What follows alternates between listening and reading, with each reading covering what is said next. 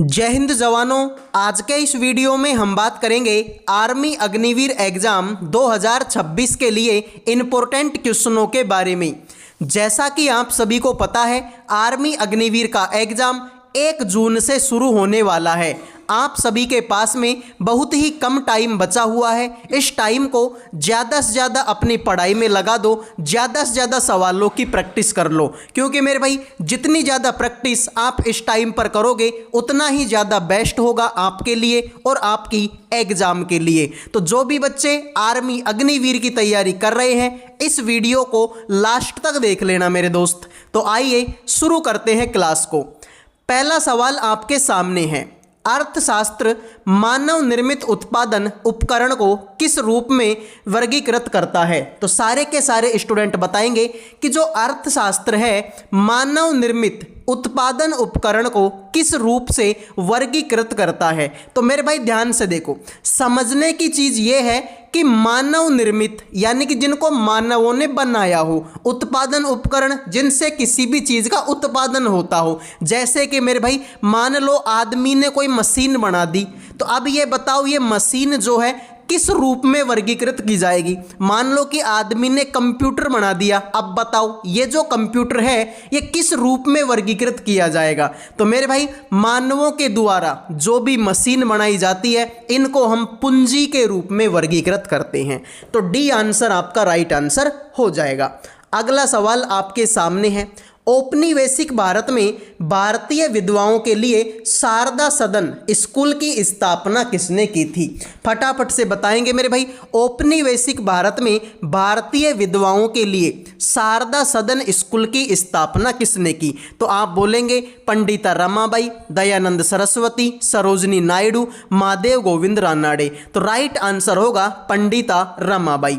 अगर मैं बात करता हूं शारदा सदन की स्थापना कब हुई थी, 1889 में हुई थी। ये बात भी आपको याद होनी चाहिए। सर दयानंद सरस्वती इन्होंने तो आर्य समाज की स्थापना की थी। किसकी मेरे भाई? आर्य समाज की स्थापना की थी 1875 में।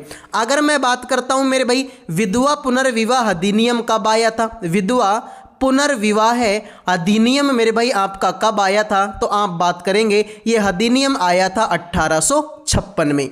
तो शारदा सदन की स्थापना किसने की? पंडिता रमाबाई 1889, दयानंद सरस्वती आर्य समाज की स्थापना 1875, विधवा पुनर्विवाह अधिनियम 1856। अब बढ़ते हैं अगले सवाल पर। सोडियम बाइकार्बोनेट से कार्बन डाइऑक्साइड निकालने में विफल अमल कौन सा होता है। मेरे भाई मैं तुमसे बोलूं कि तुम्हारे पास में सोडियम बाइकार्बोनेट है NaHCO3। क्या होता है? सोडियम बाइकार्बोनेट होता है, जिसे हम खाने का सोडा भी कहते हैं। किसका मेरे भाई? खाने का सोडा कहते हैं। तो इस खाने के सोडे से कार्बन डाइऑक्साइड को निकालने में विफल अमल कौन सा है, यानी ऐसे अमल का नाम बताओ जो इसमें से कार्बन डाइऑक्साइड को बाहर नहीं निकाल सकता। तो उस अमल का नाम है आपके कार्बनिक अमल। क्योंकि मेरे भाई ये जो कार्बनिक अमल है ये एक दुर्बल अमल होता है। कैसा अमल है मेरे भाई? ये हमारा एक दुर्बल अमल है। तो ये बात भी आपको याद होनी चाहिए। अब मैं आपसे पूछूं कि मुझे बताओ फॉर्मिक अमल का सूत्र क्या होता है। कितने बच्चे हैं जो इस सवाल का राइट आंसर करेंगे? फटाफट कमेंट करो भाई। ठीक है मेरे भाई, फॉर्मिक अमल का जो रासायनिक सूत्र है वो क्या होता है? आप बोलेंगे HCOOH, ये फॉर्मिक अमल का सूत्र होता है। सल्फ्यूरिक अमल का सूत्र क्या होता है? आप बोलेंगे H2SO4, सल्फ्यूरिक अमल का सूत्र होता है। अगर मैं आपसे बात करूंगा मेरे भाई आपके किसका, एसिटिक अमल का सूत्र मेरे भाई आपका क्या होता है, तो आप बताएंगे सर एसिटिक जो अमल है इसका फॉर्मूला होता है आपका CH3COOH। तो ये बात भी याद होनी चाहिए। तो देखो सोडियम बाइकार्बोनेट का फॉर्मूला मैंने क्या बताया था? NaHCO3 बताया था।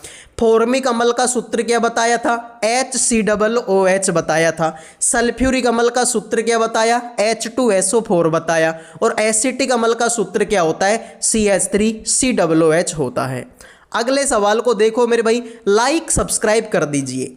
स्वतंत्र भारत के प्रथम राष्ट्रपति कौन थे? तो सारे के सारे स्टूडेंट बताएंगे कि स्वतंत्र भारत के पहले राष्ट्रपति मेरे भाई कौन बने? तो आप बताएंगे कि सर पहले राष्ट्रपति हमारे डॉक्टर राजेंद्र प्रसाद थे। डॉक्टर राजेंद्र प्रसाद की अगर मैं बात करूं तो इन्होंने एक पुस्तक लिखी थी, उस पुस्तक का नाम है मेरे भाई आपके India divided.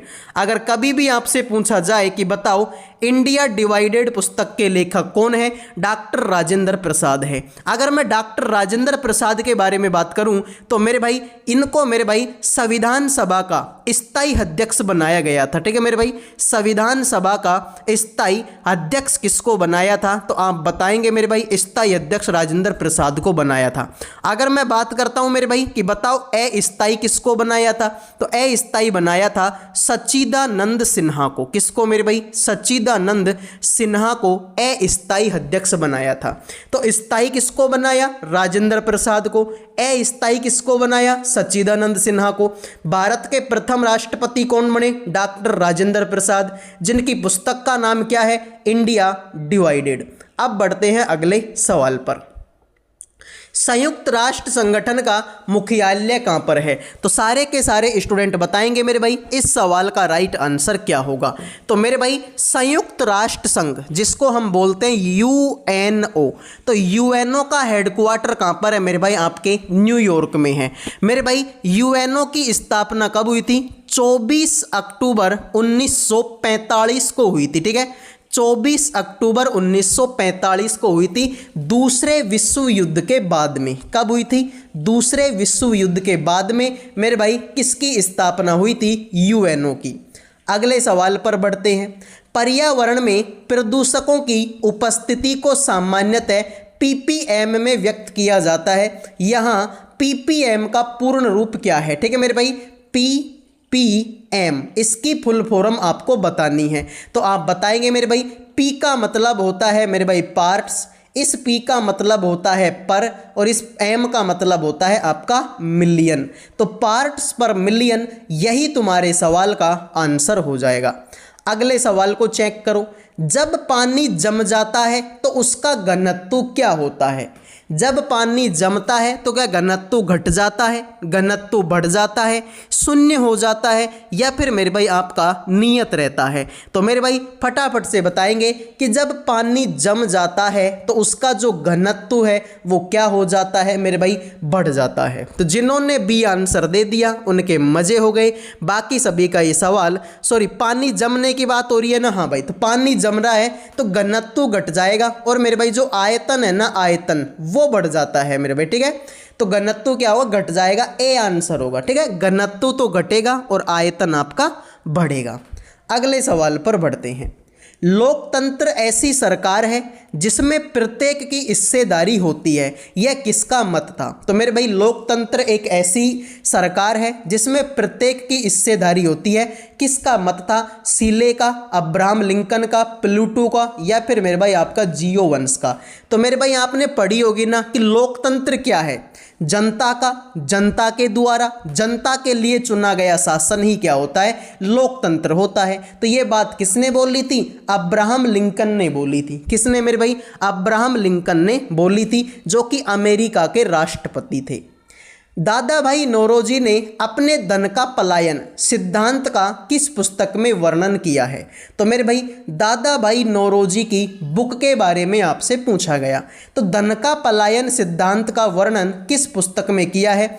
British rule and it's convicts, ठीक है, कन्विक्वेंसेज, मेरे भाई poverty and un-British rule in India, nature of British colonial rule, या फिर मेरे भाई आपका exploitative nature of British rule in India. तो मेरे भाई बच्चे बच्चे को पता है, दूध पीने वाला जो बच्चा है वो भी इस सवाल का आंसर कर देगा कि दादा भाई नौरोजी की पुस्तक का नाम है poverty and un British rule in India. ठीक है, poverty and un British rule in India, यही तुम्हारा आंसर है। दादा भाई नौरोजी को मेरे भाई grand old man of India भी बोलते हैं। ठीक है मेरे भाई, grand old man of India भी इनको बोला जाता है। अगला सवाल आपके सामने है। मदर टेरेसा की जयंती मनाने के लिए उन पर टिकट निम्नलिखित में से किस देश ने प्रकाशित किया था। तो मदर टेरेसा की जयंती मनाने के लिए उन पर जो टिकट है वो किस देश ने जारी किया था। क्या मेरे भाई भारत ने जारी किया, अमेरिका ने जारी किया, या फिर आपके पाकिस्तान ने जारी किया, या फिर आपके यूके ने जारी किया था। तो सारे के सारे स्टूडेंट बताएंगे मेरे भाई इस सवाल का राइट आंसर आपका क्या होगा। अब मेरे भाई देखो, मदर टेरेसा के बारे में आपने खूब पढ़ा होगा कि मेरे भाई ये जो मदर टेरेसा है ना, इनको मेरे भाई शांति के लिए भी नोबेल पुरस्कार मिल चुका है। ठीक है भाई, आपने अब से पहले जो हमारी बुक होती थी छोटी क्लासों की, उनमें आपने मदर टेरेसा का नाम पढ़ा होगा, और मदर टेरेसा को मेरे भाई शांति के लिए नोबेल पुरस्कार मिल चुका है। तो इसके लिए टिकट किसने जारी किया था, आपके अमेरिका ने। क्लियर है। अगले सवाल पर बढ़ते हैं। इंटरनेट टेक्नोलॉजी में प्रयुक्त शब्द URL का क्या अभिप्राय है। तो सारे के सारे स्टूडेंट बताएंगे URL की फुल फॉर्म क्या होती है। यूनिट रिमोट लोकेटर होती है, यूनिक रिसोर्स लोकेटर होती है, uniform remote locator, uniform resource locator. तो URL की फुल फॉर्म होती है यूनिफॉर्म रिसोर्स लोकेटर। ठीक है मेरे भाई, URL यूनिफॉर्म रिसोर्स लोकेटर। मैं अगर आपसे बात करूं मेरे भाई कि इंटरनेट में मेरे भाई एक शब्द होता है www। तो www की फुल फॉर्म क्या होती है। आप बोलते हैं वर्ल्ड, आप बोलते हैं मेरे भाई वाइड, आप बोलते हैं मेरे भाई आपका वेब। ठीक है, वर्ल्ड वाइड वेब। इसी में मेरे भाई आपका होता है एक HTTP, HTTP होता है। H का मतलब होता है हाइपर, हाइपर होता है। फिर मेरे भाई आपका टेक्स्ट होता है। एक मेरे भाई आपके ट्रांसफ़र, TRANS ट्रांसफ़र, प्रोटोकॉल होता है मेरे भाई। ठीक है, प्रोटोकॉल होता है। ठीक है, HTTP की फुल फॉर्म क्या होती है, hyper text transfer protocol. Hyper text transfer protocol किसकी फुल फॉर्म होती है, HTTP की फुल फॉर्म आपके होती है। तो राइट आंसर आपका डी होगा। अगला सवाल है, तो ये तो हमने बता ही दिया है, इसको देख लो। निम्नलिखित में से क्या स्वतः पोषित है मेरे भाई। ठीक है, यानी कि ऐसा जानवर का नाम बताओ मेरे भाई जो स्वपोषी है, जो दूसरे पे निर्भर आपका नहीं रहता है। तो मेरे भाई क्या वो टिड्डा है, क्या वो शैवाल है, क्या वो तितली है, क्या वो मशरूम है। तो मेरे भाई जो शैवाल है ना वो स्वपोषी है। ठीक है भाई, शैवाल क्या है, स्वपोषी है। मैं बात करता हूँ शैवाल। तो शैवाल का जो अध्ययन है, शैवाल का जो अध्ययन है विज्ञान की किस शाखा में किया जाता है। तो सर शैवालों के अध्ययन को फाइकोलॉजी कहते हैं। कभी भी आपसे पूछा जाए कि शैवाल के अध्ययन को क्या कहते हैं, फाइकोलॉजी कहते हैं। और शैवाल जो है मेरे भाई आपका थैलोफाइट समूह का है। किसका मेरे भाई, आपके थैलोफाइटा समूह का है। ठीक है, आपने पढ़ा होगा ना थैलोफाइटा, ब्रायोफाइटा। तो जो शैवाल है वो किस में आता है, थैलोफाइटा में आता है। इसके अध्ययन को फाइकोलॉजी बोलते हैं। साथ में मेरे भाई अगर कोई पूछ ले कि कवक का अध्ययन क्या होता है, तो कवक का जो अध्ययन होता है वो माइकोलॉजी होता है। ठीक है, कवक का अध्ययन माइकोलॉजी होता है। अगले सवाल को देखते हैं भाई। किस दिल्ली सुल्तान ने कठोर नीति अपनाई थी। तो सबके सब बताएंगे मेरे भाई किस दिल्ली सुल्तान ने कठोर नीति अपनाई थी। क्या वो बलबन था, गयासुद्दीन बलबन था, इल्तुतमिश था, अलाउद्दीन खिलजी था। तो मेरे भाई कठोर नीति अपनाने वाला कौन था, सर ये तो बलबन था। ये बलबन ही है मेरे भाई जिसने आपकी रक्त और लौह की नीति अपनाई थी। किसकी मेरे भाई, आपके रक्त और लौह की नीति को अपनाया था। ठीक है मेरे भाई, रक्त और लौह की नीति किसने अपनाई, बलबन ने। ये वही बलबन है मेरे भाई जिसने सिजदा और पैबोस की प्रथा शुरू की मेरे भाई। ठीक है, सिजदा और पैबोस प्रथा को इसने क्या किया था, शुरू किया था। ये वही बलबन है जिसने मेरे भाई नवरोज त्योहार को शुरू किया। किसको मेरे भाई, नवरोज त्योहार। और ये नवरोज त्योहार मेरे भाई किस धर्म का है, पारसी धर्म का है। ठीक है, तो मेरे भाई ध्यान से देखो, कठोर नीति किसने अपनाई, तो सर बलबन ने। रक्त और लौह की नीति किसने अपनाई, बलबन ने। सिजदा और पैबोस किसने शुरू किया, बलबन ने। नवरोज त्योहार किसने शुरू किया, बलबन ने। नवरोज त्योहार किस धर्म का है, पारसी धर्म का है। आइए अगले सवाल पर बढ़ते हैं। लाइक सब्सक्राइब कर दीजिए।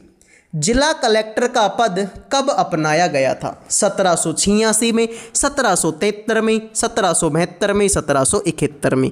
तो मेरे भाई आपसे पूछा है कि जिला कलेक्टर का जो पद है वो कब अपनाया गया था? आप बताएंगे 1772 में। इस समय पर मेरे भाई जो हमारा ठीक है मेरे भाई जो हमारा गवर्नर था वो कौन था? तो सर वॉरेन हेस्टिंग था। किस कौन था मेरे भाई आपके? वॉरेन हेस्टिंग इस समय पर हमारा गवर्नर था। वॉरेन हेस्टिंग ने मेरे भाई क्या किया था? द्वैध शासन समाप्त किया। ठीक है मेरे भाई, द्वैध शासन को समाप्त किसने किया था? तो सर वो हमारे कौन थे? वॉरेन हेस्टिंग थे। अगर मैं आपसे पूछूं मेरे भाई कि द्वैध शासन को शुरू किसने किया था? ठीक है मेरे भाई, द्वैध शासन को शुरू किसने किया? तो शुरू करने वाले का नाम आप बता सकते हैं मेरे भाई। ठीक है मेरे भाई, क्या आप जो है मेरे भाई शुरू करने वाले का नाम बता सकते हैं? तो मेरे भाई शुरू किसने किया था? आप बताएंगे रॉबर्ट क्लाइव ने। ठीक है मेरे भाई, रॉबर्ट क्लाइव ने इसको शुरू किया था। और ख़त्म मेरे भाई किसने किया था? आपके वॉरेन हेस्टिंग ने। अगले सवाल पर बढ़ते हैं। विश्व व्यापार संगठन का हेड क्वार्टर आपका कहाँ पर है? तो अभी थोड़ी देर पहले मैंने आपको बताया था कि यूएनओ का हेडक्वार्टर कहाँ पर है? सर यूएनओ का हेडक्वार्टर तो न्यूयॉर्क में है। अब मैंने पूछा कि बताओ विश्व व्यापार संगठन का हेडक्वार्टर कहाँ पर है? तो आप बताएंगे कि मेरे भाई आपका जिनेवा में है। देखो मेरे भाई, मैं बात करता हूँ WTO के बारे में, मैं बात करता हूँ WHO के बारे में, मैं बात करता हूँ WLO के बारे में। तो तीनों के तीनों का जो हेडक्वार्टर है वो कहाँ पर है? Geneva Switzerland. WTO मतलब वर्ल्ड ट्रेड ऑर्गेनाइजेशन, विश्व व्यापार संगठन। WHO का मतलब वर्ल्ड हेल्थ ऑर्गेनाइजेशन यानी विश्व स्वास्थ्य संगठन। और WLO का मतलब वर्ल्ड लेबर ऑर्गेनाइजेशन यानी मजदूरों का जो संगठन होता है ना ये। तो मेरे भाई तीनों का हेडक्वार्टर कहाँ पर है? जिनेवा में। ठीक है, WTO, WHO और WLO। अगले सवाल पर बढ़ते हैं। सबसे छोटा महासागर कौन सा है? तो सबसे ठीक है सारे के सारे स्टूडेंट बताएंगे मेरे भाई कि सबसे छोटा महासागर कौन सा है। तो देखो मेरे भाई, मैं बात करूं कि सबसे बड़ा महासागर कौन सा है, तो वो तो सबको पता है कि प्रशांत महासागर सबसे बड़ा है। मैंने बात की छोटा महासागर कौन सा है, तो सबसे छोटा है मेरे भाई आपका आर्कटिक महासागर। कौन सा मेरे भाई? आर्कटिक महासागर है। और मेरे भाई एक बार एग्जाम में पूछा गया कि तीसरे नंबर पर कौन सा महासागर आता है, तो तीसरे नंबर पर आता है हमारा हिंद महासागर। ठीक है, तो सबसे बड़ा प्रशांत है, सबसे छोटा आर्कटिक है और तीसरे नंबर पर कौन सा आता है? हिंद महासागर आता है। अगला सवाल है, तेलुगु कृति अमुक्त मलवेड़ा का लेखक कौन था? तो सारे के सारे स्टूडेंट बताएंगे मेरे भाई कि अमुक्त मलवेड़ा का लेखक मेरे भाई आपका कौन था? तो आप बताएंगे मेरे भाई इसका राइट आंसर होगा कृष्णदेवराय। क्या होगा मेरे भाई आपके? कृष्णदेवराय आपका हो जाएगा। क्लियर मेरे भाई, इसको आप याद कर लेना। नकदी रिजर्व अनुपात किसका उपकरण है? नकदी रिजर्व अनुपात किसका उपकरण है? तो फटाफट से बता दो मेरे भाई, इस सवाल का राइट आंसर क्या होगा? कृषि नीति का है, राजकोषीय नीति है, कर नीति है या फिर मेरे भाई आपके मौद्रिक नीति है? तो मेरे भाई नकदी रिजर्व अनुपात, जो नकदी को रखने का काम मेरे भाई ये किस में आएगा? आपके रिजर्व यानी मौद्रिक नीति के अंतर्गत आएगा। ठीक है, अगले सवाल पर बढ़ते हैं। BCG के टीके में सी से क्या अभिप्राय है? जो BCG इसका जो टीका लगाया जाता है इसमें सी का मतलब क्या है? कैलमेट है, क्लोरीन है, कफ है या फिर मेरे भाई आपका कैडियम है? तो बताइए मेरे भाई इस सवाल का राइट आंसर क्या होगा? तो आप बताएंगे सर BCG के टीके में मेरे भाई आपके सी का मतलब क्या है? कलमेट है। क्या है मेरे भाई सी का मतलब? सी का मतलब आपका कलमेट है। अगला सवाल है, शेरशाह की महानता किसमें निहित है? श्रेष्ठ जनरल होने में, धर्मनिरपेक्ष की अधिवृत्ति में, हुमायूं पर जीत में, प्रशासनिक सुधार में। तो शेरशाह की जो महानता है वो मेरे भाई आपके किसमें निहित है? फटाफट से बताएंगे मेरे भाई इस सवाल का राइट आंसर क्या होगा। तो मेरे भाई शेरशाह का जो मेरे भाई मानता है वो प्रशासनिक सुधार में ज़्यादा है। ठीक है मेरे भाई, वैसे तो शेरशाह ने हुमायूं को भी हराया था, लेकिन इसकी जो मानता है वो प्रशासनिक सुधार में ज़्यादा है। इसने मेरे भाई क्या किया था आपके प्रशासनिक सुधारों के अंतर्गत? इसने मेरे भाई सड़कों का निर्माण करवाया था। किसका मेरे भाई? सड़कों का जो निर्माण है वो इसने करवाया था। डाकघरों का निर्माण इसने करवाया। ठीक है मेरे भाई, डाकघरों का आपने पढ़ा होगा कि ग्रांड ट्रंक रोड का निर्माण किसने करवाया? ठीक है भाई, ग्रांड ट्रंक रोड का निर्माण किसने करवाया था? तो शेरशाह सूरी ने करवाया था। वातावरण में मौजूद सल्फर के ऑक्साइड बारिश में घुल जाते हैं और क्या बनाते हैं? वातावरण में जो सल्फर के ऑक्साइड होते हैं वो मेरे भाई बारिश में घुल जाते हैं और क्या बनाते हैं? झीलों में यूट्रोफिकेशन बनाते हैं, जीवाश्म ईंधनों का संग्रह का क्षरण करते हैं, मृदा में पीएच का निम्न स्तरीकरण करते हैं, औद्योगिक धूम का निर्माण करते हैं। तो सारे के सारे स्टूडेंट बताएंगे मेरे भाई कि वातावरण में जो सल्फर डाइऑक्साइड है वो बारिश में मिलके औद्योगिक धूम का निर्माण करती है, जिससे आपके अम्ल वर्षा होती है। क्या होती है मेरे भाई? अम्ल वर्षा। अगले सवाल पर बढ़ते हैं। गुरु जल का रासायनिक संगठन क्या होता है?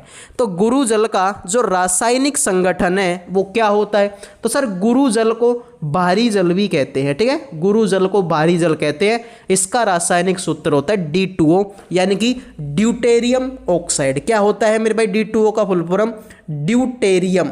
ठीक है मेरे भाई, ड्यूटेरियम ऑक्साइड इसकी फुल फॉर्म आपकी होती है। अगला सवाल है मेरे भाई, कृषि से भारतीय औद्योगिक विकास को बढ़ावा किस प्रकार मिलता है? कृषि से भारतीय औद्योगिक विकास को बढ़ावा किस प्रकार मिलता है? कच्चे माल की आपूर्ति करके, दिए गए विकल्पों में से सभी, श्रमिकों को रोटी और कपड़ा मुहैया करा के, औद्योगिक उत्पादों के लिए बाजार खोलकर। तो सारे के सारे स्टूडेंट बताएंगे मेरे भाई इस सवाल का राइट आंसर क्या होगा। ठीक है भाई, तो कृषि से भारतीय औद्योगिक विकास को किस प्रकार बढ़ावा मिलता है? तो कृषि से क्या मिलता है? आप बोलेंगे कच्चे माल की आपूर्ति होती है कृषि से। तो राइट आंसर ऑप्शन ए होगा।